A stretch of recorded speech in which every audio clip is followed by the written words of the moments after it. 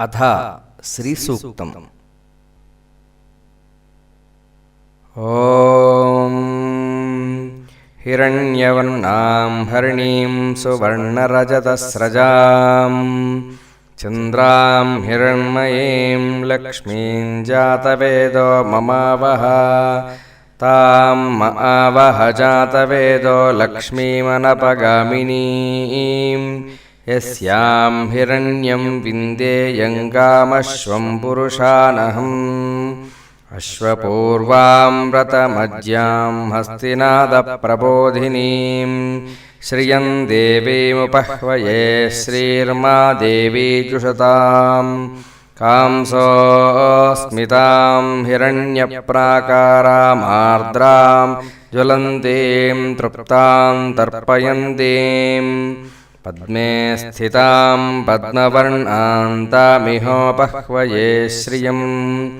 चन्द्रां प्रभासां यशसा ज्वलन्तीं श्रियं लोके देवजुष्टामुदारां तां पद्मिनीमीं शरणमहं प्रपद्ये लक्ष्मीर्मे नश्यतां त्वां वृणे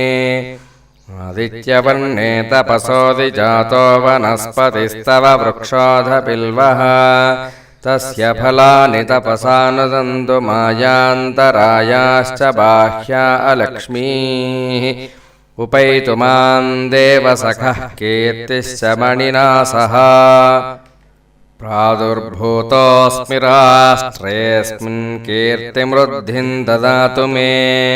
क्षुत्पिपासामलान् ज्येष्ठामलक्ष्मीर्नाशयाम्यहम् अभूतिमसमृद्धिं च सर्वान् निर्नुद मे गृहात् गन्धद्वारान् दुरादर्शान् नित्यपुष्टाङ्करीषिणीम्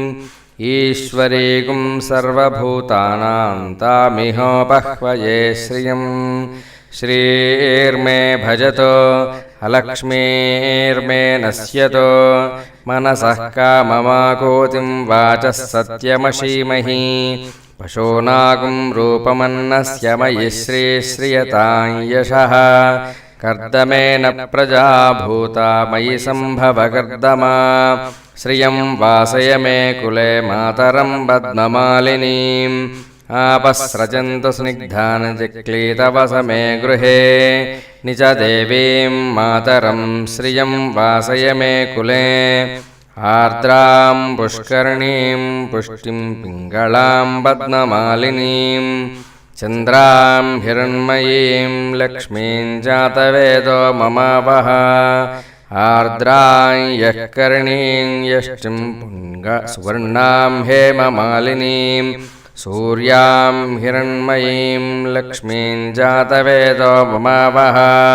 तां ममावह जातवेदो लक्ष्मीमनपगामिनीं यस्यां हिरण्यं प्रभूतं गावो दास्योऽश्वान् विन्देयं पुरुषानहम् यशुचः प्रयतो भूत्वा जुहुयादाज्यमन्वहम् श्रियः पञ्चदशर्चञ्च श्रीकामः सततं जपेत् आनन्दः कर्दमश्चैव चिक्लीत इति विश्रुताः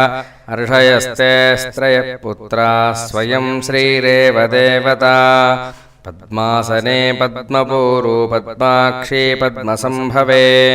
तं मां भजस्य पद्माक्षी येन सौख्यं लभाम्यहम् अश्वदायी च गोदायी धनधायी महाधने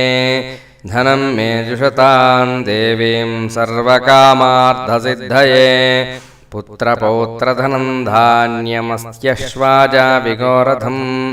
प्रजानां भवसि माता आयुष्मन्तं करोतु मां चन्द्राभां लक्ष्मीमीशानां सूर्याभां श्रियमीश्वरीं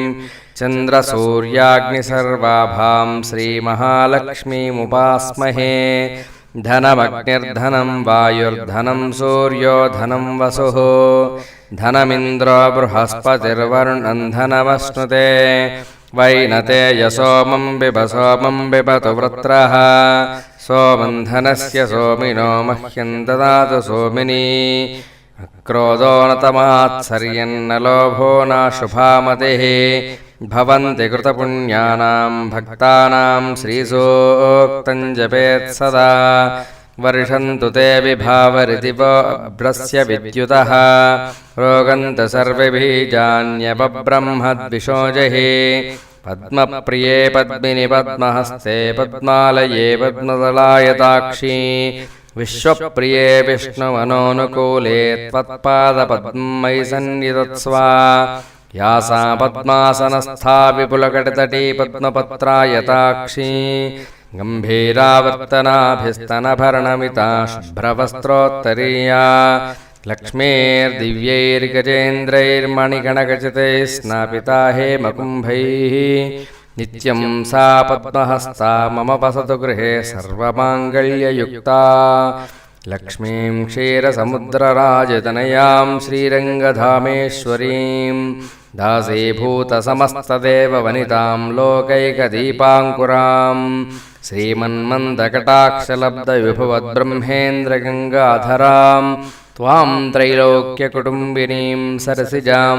वन्दे मुकुन्दप्रियाम् शुद्धलक्ष्मीर्मोक्षलक्ष्मीर्जयलक्ष्मी सरस्वती श्रीलक्ष्मी वरलक्ष्मीश्च प्रसन्न मम सर्वदा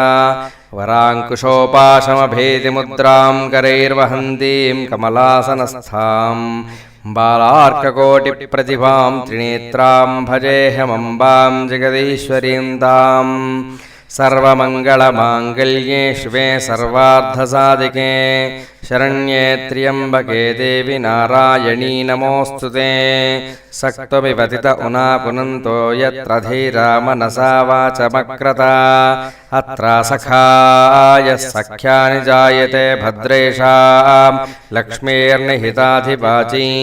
प्रणो देवी सरस्वती वाजेभिर्वाजिनीवती धीनामवित्र्यवतो गौरीर्मिमाय सलिलानि तक्षत्येकपदी द्विपदी सा चतुष्पदी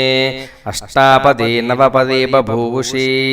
सहस्राक्षरा परमे व्योमन् ॐ शान्तिः शान्तिः शान्तिः।